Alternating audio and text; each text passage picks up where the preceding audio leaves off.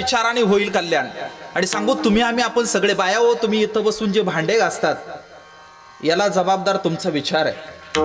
इथं बसून आपण जे जे काही काम करतो त्याला जबाबदार आपला विचार आहे. समाधान महाराज मृदुंग वाजवतात, विचार जबाबदार आहे. तुम्ही गातात, विचार जबाबदार आहे. मी कीर्तन करतो इथं, याला जबाबदार जर काय असेल तर तो माझा विचार आहे.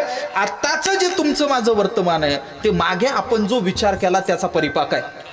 इतकं साधं आहे. मी परमार्थ सांगतच नाही आपल्याला. माझा पुढचा प्रश्न असा आहे की मग प्रश्न असा आहे की विचारानं उद्धार जर होत असेल, विचारानं प्रतिष्ठा मिळते बरं का.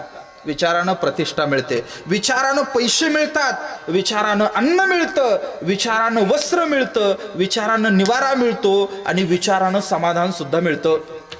विचारानं अन्न वस्त्र निवारा मिळतो का मला विचारा.